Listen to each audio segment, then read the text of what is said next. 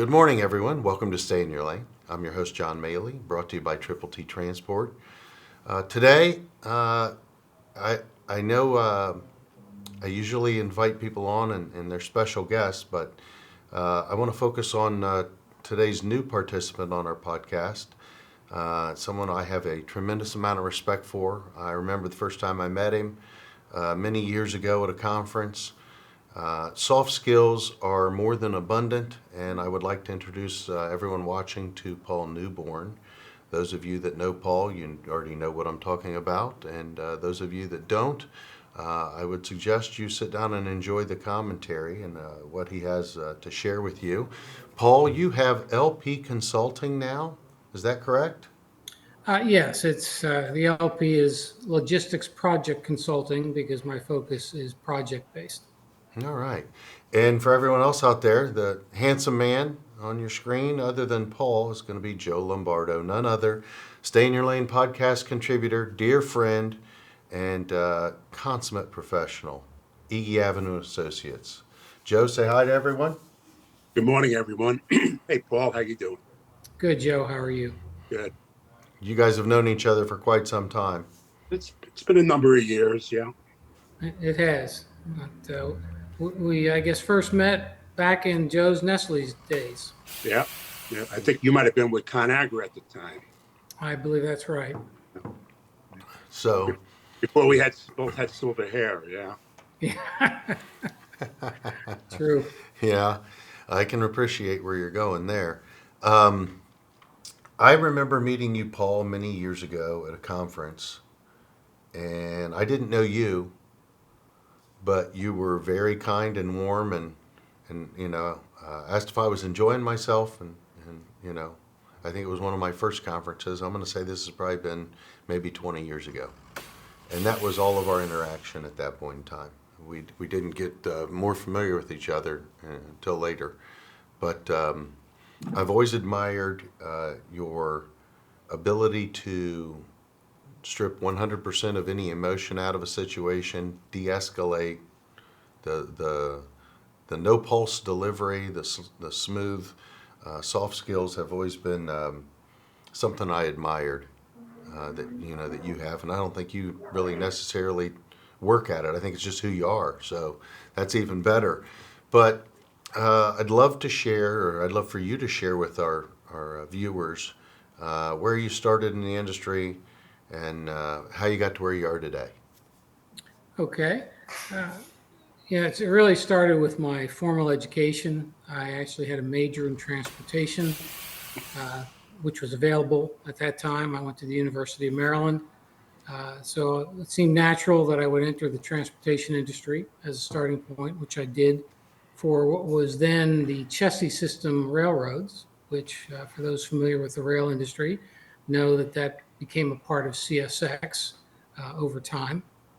And over the last 4 decades, I've worked in the rail transportation business, in the motor carrier business, in the intermodal intermediary business. I've worked, as Joe mentioned, as a shipper at ConAgra.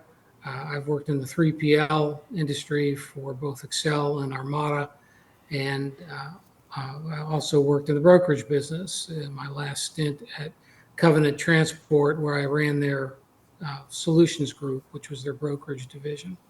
And then when I retired from full-time work in 19, I was asked to join the Food Shippers of America group, and I acted as their executive director for 5 years through this past April. So broad background, I've enjoyed the benefit of being on the sales side, on the marketing side, as well as the operations side. So as many would tell me, I'm a jack of all trades and master of none. But I found that the combination of those exposures has given me a rounded background and helped give me a holistic view of the industry, both whether I'm a service provider or as a shipper. I would agree with that. I'm going to jump in here, Joe, and say most of the people that are very enjoyable to work with have been on both sides. of our industry, either the shipper side or the customer side. And someone like yourself who's been on all sides of pretty much every arrangement. You've been on the food manufacturing side as a shipper.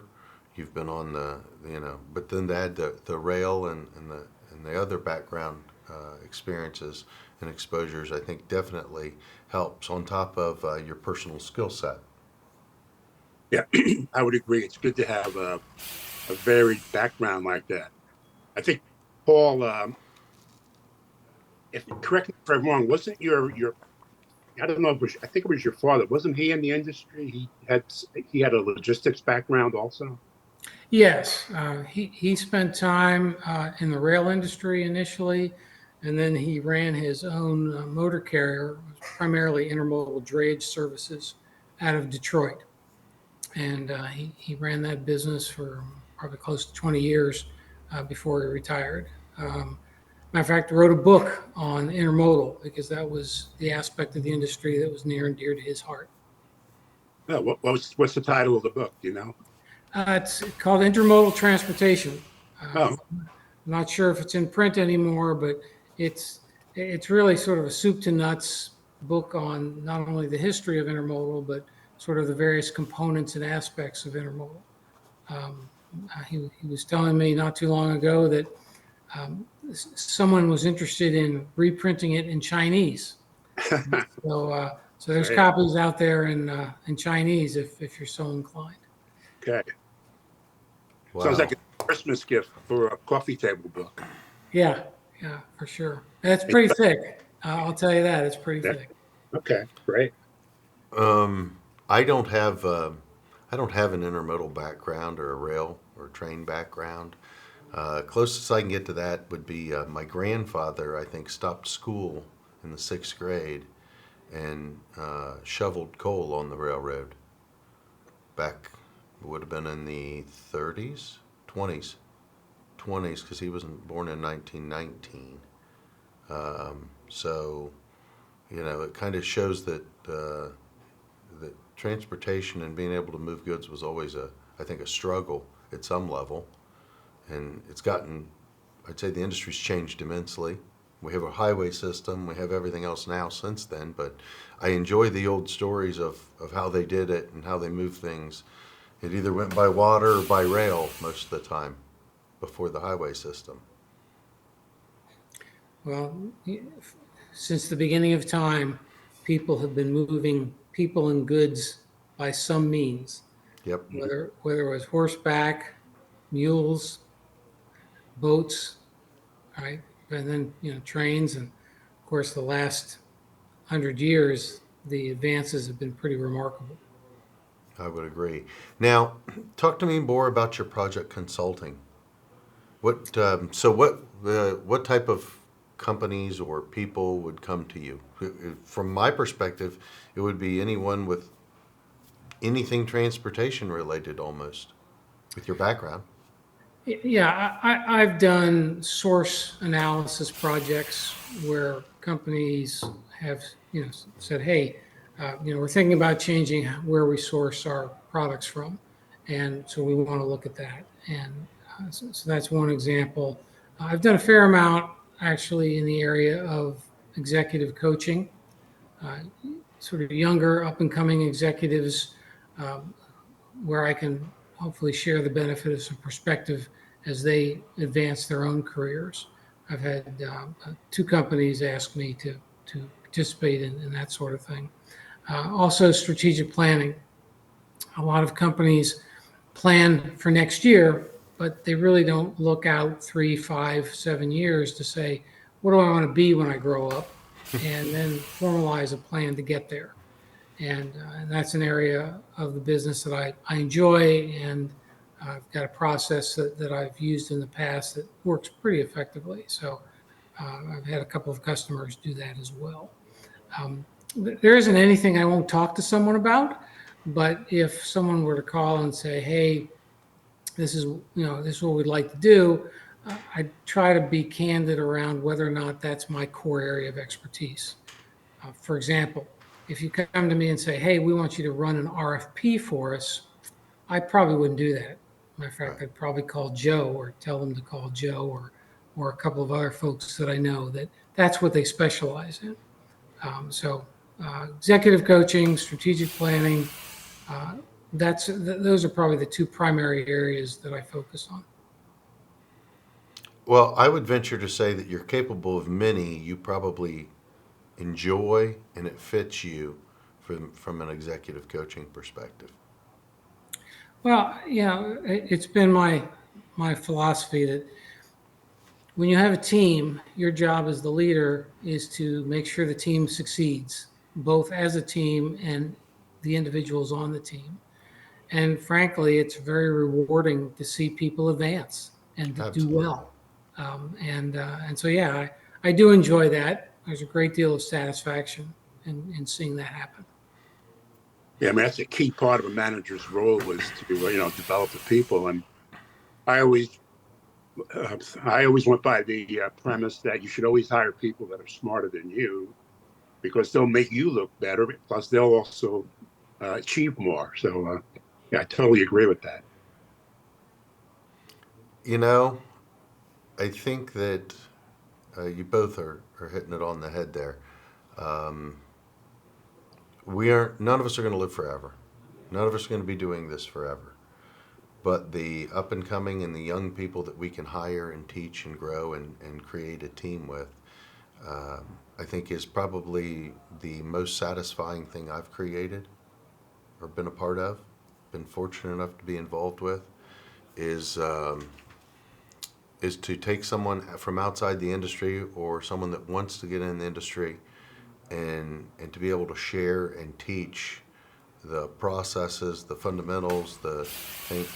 But I think as a manager, your role of is to promote that, facilitate that, and basically protect that while knocking down any barriers that you see ahead before the team gets to it or ahead of time to relieve their stress and to bring them the value you can bring them as a manager. I think that's the rewarding part of the job because let's face it, transportation's not always so fun. Sure, it is. Yeah, yeah. I mean, your problem solving, those things are a fun challenge, but they're not. For most people, they'd say, "Why would I want to do that?" Right? But once you get in the industry, I think it's in your blood. Um, I would say personal success isn't near as rewarding as success for your peers and your workers and your group. The reality, I think, is if you are helping your teams and all the team members be successful, ultimately you will be successful. Yeah, that's a result. Yeah, as a result. And the comment that surround yourself with smarter people. Not only smarter people, but people who have skills that complement, Mm. or supplement yours. The key is build the strength, and if you do that, you're not gonna have a bunch of mini me's running around. You'll have a very diverse looking organization, and both culturally, both from an experience standpoint. And I think that's one advantage that Joe and I have sort of with silver hair is we've seen a lot and we've experienced a lot, and we can share that perspective with people who are interested, and you can share it. Hopefully, they take it, absorb it, learn it, and take a piece from it, and can adjust their own actions to do better going forward. Absolutely. Well, Paul, I want to say thank you so much for being on this episode. Joe, always appreciate having you on this episode. You're welcome here anytime, both of you. I admire and appreciate both of your participation and time. And until next time, call LP Consulting, Iggy Avenue and Associates. Depending on what you're doing, executive coaching, call LP Consulting. For running RFPs and analysis of things like that and strategy, Joe Lombardo, Iggy Avenue. But until next time, gentlemen, stay in your lane. Continue watching on the next episode of the Stay in Your Lane podcast.